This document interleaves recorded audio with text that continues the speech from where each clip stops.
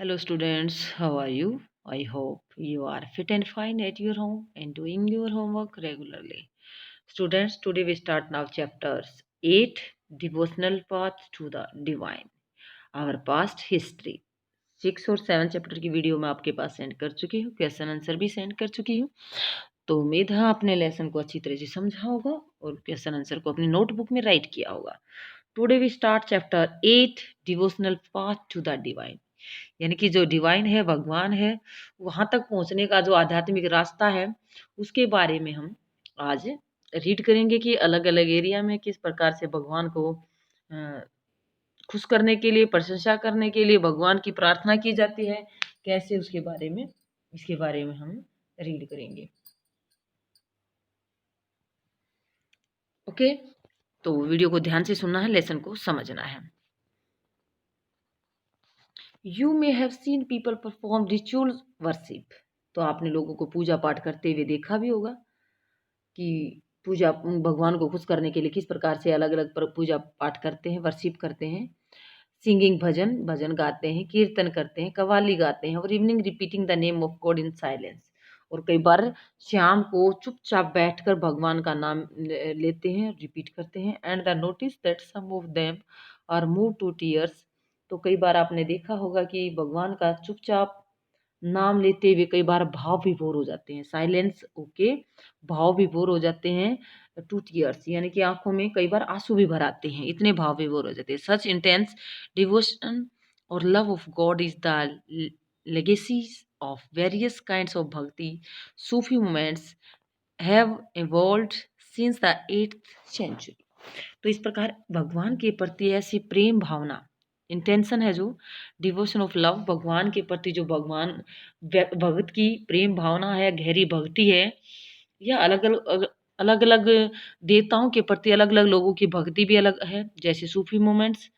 इसमें हम 8th century से किस प्रकार भगवान के प्रति जो भक्ति है उसके बारे में बताया गया है कि 8वीं शताब्दी से पहले भगवान के बारे में इतना डिटेल से हमें नहीं मिली इन्फॉर्मेशन, लेकिन 8वीं शताब्दी के बाद अलग अलग एरिया में अलग अलग जो भगवान थे उनको माना जाने लगा था, उनको प्रसन्न करने के लिए, अपने उनके आदर सम्मान के लिए जो भक्ति की जाती थी, भजन कीर्तन कव्वाली, ये अलग अलग की जाती थी। तो अब हम यहाँ सबसे पहले the ideas of a supreme gods, यानी कि देवता तो हमारे अलग अलग हैं, लेकिन हमारा जो सुप्रीम गॉड है, सबसे ऊंचा जो परमेश्वर है, भगवान है, वो कौन है। Before a large kingdom emerged different group of people worship their own gods and goddess. बड़े बड़े राज्यों के उदय होने से पहले, यानी कि जब बड़े बड़े राज्य नहीं होते थे, लोग इधर ही उधर रहते थे, इनका कोई अपना स्पेशल राजा नहीं होता था, कोई एरिया नहीं होता था, तो खुले एरिया में ऐसे ही रहते थे। तो उस समय भी वो भगवान और जो देवी हैं, देवता हैं, उनकी पूजा करते थे, यानी कि अपने अकॉर्डिंग पूजा करते थे। As people were brought together through the growth of town. लेकिन जब टाउन की ग्रोथ के कारण, कस्बों का विकास होने के कारण, ट्रेड होने के कारण, व्यापार होने के कारण और साम्राज्य बनाए जाने के कारण लोग आपस में मिलकर एक लिमिटेड स्थान पर रहना शुरू कर दिया। New ideas begin to develop. तो नए नए विचारों का विकास हुआ। Ideas that are living things pass through countless cycles of birth and rebirth performing goods deeds and bad comes to be widely accepted. तो इस प्रकार इस बात को स्वीकार किया गया कि सभी जो जीवधारी हैं, जो पैदा होने वाले हैं, लिविंग थिंग्स हैं, उनका जो बर्थ और रीबर्थ, यानी कि एक जन्म के बाद दूसरा जन्म है, वो उनका जो साइकिल है, जो चक्कर है, वो चलता रहता है। एक जन्म से दूसरे जन्म, दूसरे जन्म से तीसरा जन्म। तो उसमें सभी जो जीव हैं, लिविंग थिंग्स हैं, उनका जो बर्थ साइकिल ऑफ बर्थ और रीबर्थ है, वो चलता रहता है। लेकिन उनके जो गुड और बैड कर्म हैं, उनके जो उनके द्वारा जो अच्छे और बुरे कर्म किए गए हैं, उनको इन बातों को भी स्वीकारा गया था कि जो व्यक्ति अच्छे कर्म करता है तो उसका जो रिजल्ट है वो अच्छा मिलता है, अगर व्यक्ति बुरे कर्म करता है उसका रिजल्ट बुरा मिलता है। तो इस प्रकार की बातों को उस समय अपनाया गया था, एक्सेप्ट किया गया था। Similarly the ideas that all human beings are not equal even at birth gain ground during this period. तो इस प्रकार हम इस बात को भी अच्छी तरह से जानते हैं कि सभी व्यक्ति जिनमें जन्म के समय, बर्थ के समय एक जैसे नहीं होते हैं। अलग अलग व्यक्तियों के घर जन्म लेते हैं, अलग अलग स्थानों पर जन्म लेते हैं, तो जन्म के टाइम से ही व्यक्ति एक जैसे नहीं होते हैं। And the belief that social privileges came from birth in a noble family or a high caste was subject to many learned text. इस प्रकार हम यहाँ देखते हैं कि यह मान्यता दी गई थी, बिलीफ बनाया गया था, मान्यता मानी गई थी कि समाज के जो सोशल प्रिविलेजेस हैं, समाज के जो विशेष अधिकार हैं, वो नोबल फैमिली को, उच्च परिवारों को, लोगों को मिला हुआ है। तो जो उच्च फैमिली को अधिकार मिले हुए हैं, तो उस उच्च फैमिली में पैदा होने वाले बच्चों को भी वो अधिकार मिल जाते हैं। तो इस प्रकार ये सब जो टैक्सेस जो ग्रंथ हैं उनके अंदर ये हाई कास्ट या नोबल फैमिली के बारे में लिखा गया है कि जो हाई कास्ट के परिवार में पैदा होता है तो वो हाई कास्ट का कहलाता है, जो अच्छी फैमिली में पैदा होता है वो अच्छी फैमिली का कहलाता है। तो ये सब ग्रंथों की बातें दी गई हैं। Many people were uneasy with such as ideas and turned to the teaching of Buddha of Jains according to which Buddha and Jain according to which it was possible to overcome social difference and break the cycle of rebirth through personal effort। तो यहाँ हम क्या देखते हैं कि कई लोगों को इन विचारों के कारण हम अनईजी देखते हैं, बेचैन सा देखते हैं कि कौन से विचार हैं जो उनके दिमाग में आते हैं। वो आइडियाज हैं जैसे turn to the teaching of Buddha, अगर आप बुद्ध की उपदेश हैं, जो शिक्षाएं हैं उनको मानते हैं, या जैन धर्म के जो शिक्षाएं हैं, टीचिंग है उनके मानते हैं, तो उनके उपदेशों के कारण या अपने पर्सनल अफोर्ट के कारण जो हमें बर्थ या रीबर्थ का जो साइकिल है, इस जो साइकिल या चक्कर है, इसको हम तोड़ सकते हैं। यानी कि हम मोक्ष प्राप्त कर सकते हैं। जो बौद्ध धर्म है या जैन धर्म है या दूसरे धर्म है, इनकी शिक्षाओं का अगर हम मानते हैं, इनकी शिक्षाओं के अकॉर्डिंग हम कार्य करते हैं, तो हमारा जो बर्थ और रीबर्थ का साइकिल है उसको हम ब्रेक कर सकते हैं, तोड़ सकते हैं।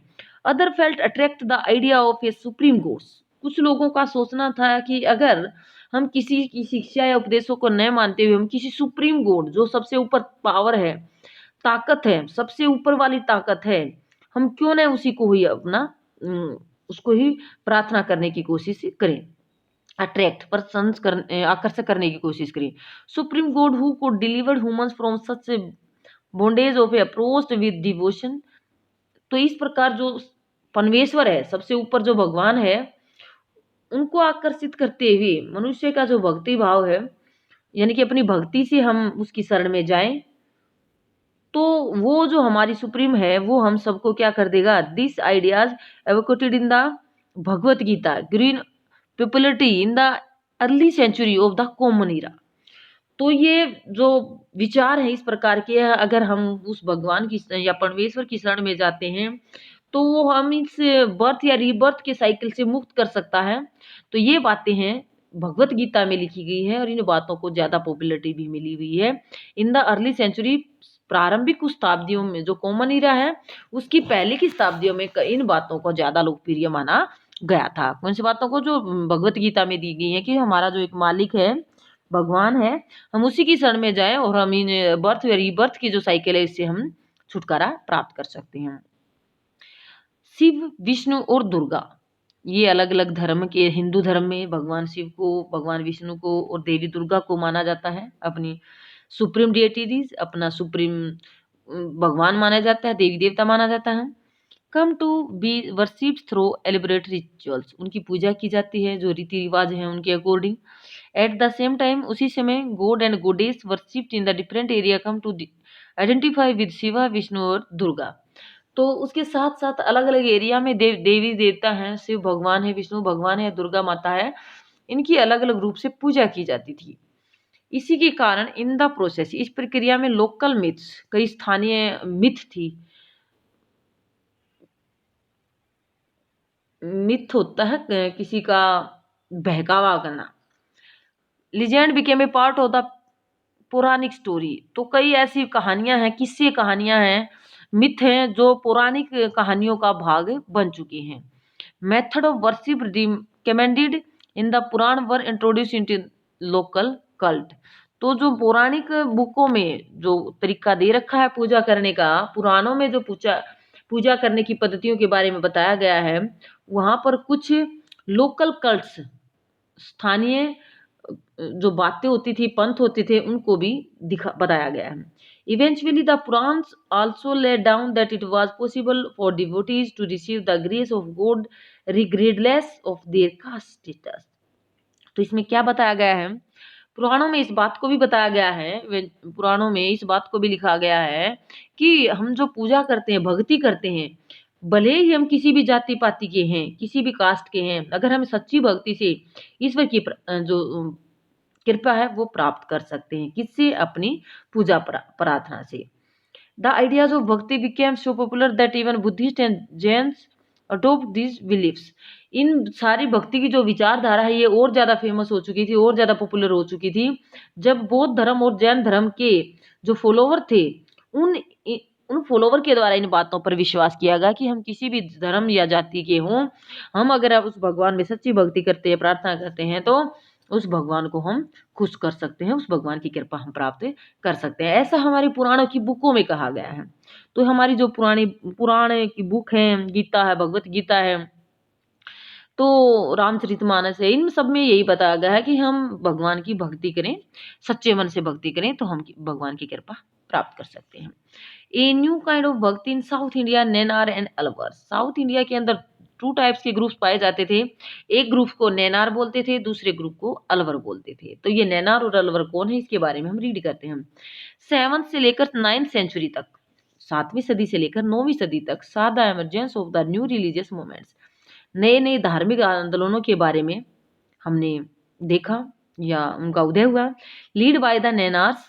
नैनार्स कौन होते थे? जो संत डिवोटेड टू शिवा, जो भगवान शिव को मानते थे। नैनार्स शिव भगवान को मानते थे। अलवर्स संत डिवोटेड टू विष्णु, जो विष्णु भगवान को मानते थे। तो ये याद रखना आपको, अलवर्स वाले जो ग्रुप के लोग थे वो विष्णु भगवान की पूजा करते थे, और जो नैनार ग्रुप के लोग थे वो शिव भगवान की। नैन से याद रखना, भगवान शिव का नैन, तो नैनार याद रह जाएगा, और विष्णु से अलवर याद रह जाएगा। ओके, अभी 2 ग्रुप्स के बारे में हमने देखा, अलवर और नैनार। नैनार जो शिव के भगत थे, और अलवर जो विष्णु के भगत थे। Who came from all caste including those you consider untouchable like the Pulaiyar and Panars. तो ये कुछ ऐसी कास्ट थी जिनको अनटचेबल माना जाता था, अछूत माना जाता था। ऐसी जातियां थी जिनको पुलैयार्स और जो पनार नाम की जातियां थी जिनको अछूत समझा जाता था, इनकी उनको किसी भी चीज के टच करने की परमिशन नहीं थी। They were sharply critical of the Buddhist and the Jainis and preached ardent love of Shiva and Vishnu such as path of salvation. तो ऐसे लोगों की जो इन जातियों में शामिल थे, जैसे पुलैया और पनार जाति में, इन ऐसी बातों की बुद्ध धर्म के लोगों के द्वारा और जैन धर्म के लोगों के द्वारा आलोचना की गई कि इस प्रकार की जातियां भगवान ने नहीं बनाई हैं, छोटी और बड़ी जातियां, ये सब हम भगवान के पैदा किए हुए हैं। तो इस प्रकार की जो जातियां हैं उनकी बारे में जो विचार हैं, उन विचारों की आलोचना की गई थी। They drew upon the ideas of love and heroism as found in the Sangam literature. हमने संगम लिटरेचर के बारे में 6th क्लास में रीड किया था, जो हमारे तमिल साइड के एरिया में जो पोइट थे उनके द्वारा लिखी गई थी। उरेउर के जो पोइट थे उनके द्वारा लिखी गई थी, तो उसको बोलते हैं Sangam literature. And the compose during the early century in common era, तो जिसको कंपोज किया गया था कॉमन इरा के टाइम पीरियड में। Blended them with the values of bhakti, जिस संगम साहित्य में किसके बारे में बताया गया है? वैल्यू ऑफ भक्ति के बारे में, भक्ति का क्या मूल है। नैनार और Alvar went from place to place composing exquisite poems in praise of the deities and इंस्ट्रीन in the villages they visited and set them to music. तो नैनार और जो अलवर व्यक्ति थे वो घूमते रहते थे, एक स्थान से दूसरे स्थान पर जाते रहते थे, और वहाँ के जो देवी देवता थे उनकी प्रशंसा करते थे, उनकी देवी देवताओं की सुंदर कविताएं लिखते थे, और उसके बाद उसको म्यूजिक में भी कंपोज करते थे, यानी कि संगीत भी देते थे। तो इस प्रकार जो अलवर थे और नैनार थे, वहाँ के अलग अलग प्रकार के लोगों के पास जाकर उनके देवताओं की प्रशंसा करते थे, उनके बारे में कविताएं भी लिखते थे। अब हम यहाँ देखते हैं नैनार और अलवर की। Nayanars, there were 63 Nayanars who belong to different caste backgrounds such as potters, untouchables, worker, peasants, hunters, soldier, brahmins, chief. Best known among them were apars, sambhar, sundrar, and Manik Sagar. There are two sets of the compilations of their song, तैवरम और तिरुवाचकम। तैवरम और तिरुवाचकम। तो इसमें हमने देखा कि total जो 63 नैनार थे वो अलग अलग जातियों से थे। कुछ उसमें से पोटर थे यानी कि जो कुम्हार थे, कुछ अछूत थे, कुछ मजदूरी करने वाले थे, कुछ किसान थे, कुछ ब्राह्मण थे, कुछ सैनिक थे, कुछ शिकारी थे, कुछ मुखिया थे। तो ये सब मिलकर उन्होंने अपना एक ग्रुप बनाया था, नैनार था। तो वो कुछ जो उनमें से फेमस थे, जो सबसे फेमस बन गए थे, वो अपार थे, संबद्धर थे, सुंदार थे और मणिक सागार थे। तो उनके द्वारा 2 सेट तैयार किए गए थे, गीतों के 2 सेट तैयार किए गए थे। एक का नाम था तैवरम और दूसरा नाम था तिरुवाचकम। तो पूछा जा सकता है नैनार के द्वारा जो जो ज्यादा फेमस थे वो 4 थे और उनके द्वारा जो जो सेट तैयार किए गए थे तैवरम और तिरुवाचकम। अब नेक्स्ट है अलवर के 12 ग्रुप थे who came from equally divergence backgrounds, जो अलग अलग बैकग्राउंड से आए थे। The best known being the, जो उनमें से सबसे ज्यादा फेमस हुए थे पेरी अलवार, उसकी बेटी जो डॉटर थी अंडाल, एंड उसके बाद तोंड रेडी पोडी, ये नाम याद रख लेना बेटा, अलवर एंड नम्मालवार। तो ये याद हैं तो करने पड़ेंगे, ये थोड़े डिफिकल्ट से हैं। There song were compiled in the Divya Prabandham, तो उनके द्वारा जो सॉन्ग तैयार किए गए थे उनको बोलते थे दिव्य प्रबंधम। तो इस प्रकार से जो तेवरम और तिरुवाचकम है वो नैनार के द्वारा तैयार किए गए थे गीत, और जो दिव्य प्रबंधम है वो अलवर के द्वारा तैयार किए गए थे। अभी हम यहाँ देखते हैं जो संतों की जीवनी के बारे में लिखी जाती है, संतों की जीवनी जिसको बोलते हैं हैगियोग्राफी। तो ये राइटिंग ऑफ संत लाइफ, संतों की लाइफ के बारे में दिखाया गया था। ये ब्रॉन्ज इमेज दे रखी है, ये किसकी है, मणिका सागर। मणिका सागर की एक, ये जो नैनार थे इनकी एक तस्वीर यहाँ पर दे रखी है। ये जो तस्वीर है ये मणिका कासवार की, तो यहाँ दिखा रखी है ब्रॉन्ज की। ओके, अब हम देखते हैं between the 10th and the 12th century, 10वीं से 12वीं सेंचुरी में Chola and Pandya king built elaborate temple around many of the shrines visited by the sant poets, strengthens the link between the bhakti tradition and temples worship. तो 10th से 12th century के बीच में जो चोल और पांड्य राजा थे उनके द्वारा कई धार्मिक स्थानों पर टेम्पल बनवाए गए थे, जहां जहां पर ये संत और ये कवि यात्रा करते थे कि जहां ये रुकते थे वहीं पर मंदिर बना दिया जाता था। और इनके बीच में एक मजबूत संबंध बनाए रखने के लिए भक्ति परंपरा और जो मंदिर की पूजा के बीच में जो स्ट्रेंथिंग लिंक बनाए रखने के लिए, जो भक्ति ट्रेडिशन थी और टेम्पल की जो पूजा थी इसमें बनाए रखने के लिए उसको मंदिरों का निर्माण करवाया गया। किसके द्वारा, चोल और पांड्य राजाओं के द्वारा। This was also the time were the their poem were compiled, और ये उसी समय से है जब कविताओं को भी लिखा जा रहा था भगवान के लिए। बिसाइड हैगियोग्राफीज व religious biographies of the Alvar and Nayanar were also composed. उसी समय में जो महान संत होते थे उनकी धर्म से रिलेटेड उनकी जीवनियां लिखी जाती थी, रची गई थी। Today we use text as a source for the writing history of bhakti tradition. आज हम उन्हीं जो उस समय जो जीवनी लिखी गई थी उन्हीं जीवनियों के आधार पर अब अपनी भक्ति परंपरा के बारे में लिख सकते हैं। अब हम देखते हैं डिवोटी एंड द लॉर्ड्स, यानी कि जो भक्त और है वो भगवान है उसके बारे में यहाँ क्या लिखा गया है मणिकस्वागार के द्वारा की एक रचना है। तो ये क्या रचना है, into my wild body of flash, मेरी जो बॉडी के अंदर जो मांस है हड्डियां हैं, यू कैम एज थो it were A temple of God. तो इसमें अगर भगवान आए तो यह कोई सोने का मंदिर बन जाता है। अगर हम ये शरीर है हमारा, जो हड्डियां या मांस है, अगर हम इसमें भगवान की पूजा करते हैं, एक मंदिर की तरह अपने शरीर को बनाते हैं, तो ये सोने का बन जाता है। And soothed me wholly and saved me O lord grove of grace O gem most pure. तो जो है मेरे कृपालु प्रभु, मेरा जो शरीर है ये शुद्धतम रतन बन जाता है, प्योर रतन बन जाता है, एंड तुमने मुझे सांत्वना देकर बचा लिया है। भगवान का जो उसने भगवान का आशीर्वाद मिलता है, तो हम भगवान के द्वारा ये कहा, इसमें कहा गया कि भगवान के द्वारा उसको बचा लिया गया। Sure and birth and death and evolution, मेरा दुख है, मेरा जन्म है, मेरी मृत्यु है, कष्ट है, ये सब माया, मोह माया है। You to from me and set me free, इससे मेरे को मुक्त कर लो, और ये जो मेरी मोह माया का जाल है इससे मेरे को दूर कर दो। Oh please oh light, I have taken refuge in you and never can I be parted from you. उसने कहा कि हे भगवान, मुझे प्रकाश में करो, मुझे रास्ता दिखाओ, मैं तुम्हारी शरण में हूँ और मैं कभी तुमसे दूर नहीं हो सकता। तो ये भगवान के प्रति कुछ लाइनें लिखी गई हैं मणिकव सागर के द्वारा, जो नैनार के ग्रुप में थे। तो इस प्रकार जो हमारी नेक्स्ट है फिलोसफी एंड भक्ति।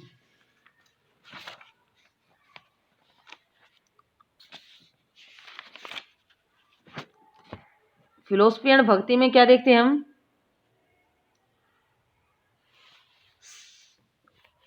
Shankara one of the most influence philosophers, जो शंकर जी थे वो हमारे एक भारत के सबसे प्रभावशाली इन्फ्लुएंशियल फिलोसफर थे, दार्शनिक थे भारत के।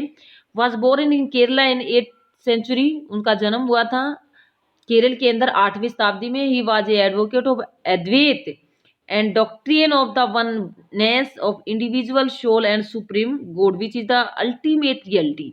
तो जो शंकर थे, जिनका जन्म केरल के अंदर 8वीं सदी में हुआ था, वो किसके समर्थक थे, वो अद्वैत के समर्थक थे। और उनके द्वारा जो doctrine of the oneness is individual soul and supreme god, उसके अनुसार जो जीव आत्मा है और जो परमात्मा, सुप्रीम गॉड जो भगवान है, और सोल अपनी खुद की आत्मा है, तो उनके द्वारा बताया गया कि दोनों एक ही हैं। जो भगवान है या हमारा जो आत्मा है हमारे शरीर के अंदर, वो दोनों ही एक हैं। ये कहते हैं ना कि आत्मा ही परमात्मा है। तो ये शंकर के द्वारा बताया गया था, विच इज द अल्टीमेट रियलिटी। उसने बताया था यही एक सत्य है, परम सत्य, एकमात्र सत्य है। ही टोल्ड दैट ब्राह्मण, और वह यह शिक्षा ब्रह्मा के द्वारा दी गई थी, ब्राह्मण नहीं सॉरी ब्रह्मा के द्वारा। ओनली अल्टीमेट रियलिटी, जिसने इस सत्य, एकमात्र सत्य के बारे में, वास्तविकता के बारे में बताया था, was formless and without any attributes. ब्रह्मांड के द्वारा बताया गया था कि वही एक परम पिता परमात्मा है, वही एक सत्य है जो निर्गुण है, निराकार है, जिसका कोई आकार नहीं है, जिसके कोई गुण नहीं है। He consider the world around us to be illusion of maya और maya, preached renunciations of the world and adoption of the path of knowledge, understand the true nature of the Brahman and salvation। तो इस प्रकार शंकर ने हमारे चारों तरफ जो संसार है वो उसको क्या माना है, consider world around the evolution, मिथ्या माया माना है, मोह माया माना है। इसलिए उसने कहा कि हमें इस वर्ल्ड को छोड़ कर, संन्यास लेकर, परित्याग करके ही हम ब्रह्मा के बारे में या उस परम सुप्रीम गॉड के बारे में जान सकते हैं, समझ सकते हैं। उसके बाद ही हम जो अटेंशन सेलिएशन यानी कि मोक्ष की गति को प्राप्त कर सकते हैं। और इस ज्ञान के मार्ग को अपनाने के बाद, जो अगर हमारा ज्ञान का रास्ता है उसको अपनाने के बाद हम मोक्ष की जो रास्ता वो अपना सकते हैं। Ramanuja born in Tamil Nadu in the 11th century, जो सेकंड इसमें हम बता रहे हैं। पहले हमने शंकर के बारे में, जिसने बताया कि आत्मा ही परमात्मा है, यही परम सत्य है, और बाकी संसार तो मिथ्या है, कुछ नहीं है इसके अंदर। और अब हमें भगवान उस परम पिता परमात्मा की शरण में जाना चाहिए, और तभी हम मोक्ष को प्राप्त कर सकते हैं। अब रामानुज के बारे में रीड करेंगे। रामानुज क्या है, तमिलनाडु की 11th सेंचुरी में उसका जन्म हुआ था, तमिलनाडु एरिया में। Deeply influence by the Alvars, वो अलवर्सन से बहुत ही प्रभावित थे। According to him the best means of attending salvation was through intense devotion of Vishnu. तो उसके अनुसार जो सेल्वेशन प्राप्त, मोक्ष प्राप्त करने का जो तरीका है, वो विष्णु भगवान के प्रति भक्ति भावना रखना, यानी कि सबसे ज्यादा किसकी भावना रखना, डिवोशन टू विष्णु भगवान। Vishnu in his grace help the devotee to attain the bliss of union with him. तो भगवान विष्णु की कृपा दृष्टि से जो भगत है वो परम आनंद को प्राप्त कर सकता है, यानी भगवान की जो कृपा दृष्टि वो मिल सकती है। He propounded the doctrine of Vishnu Devata and qualified of oneness in that soul even when united with the supreme god remain distinct। तो रामानुज के द्वारा बताया गया था कि जो विष्णु भगवान की भक्ति करता है तो वो किसको, विशिष्ट द्वैत्व को प्राप्त करता है, उसके विशिष्ट द्वैत के अकॉर्डिंग, जिसके अनुसार जो आत्मा है, सोल है और सुप्रीम गॉड है वो एक दूसरे से जुड़ जाते हैं।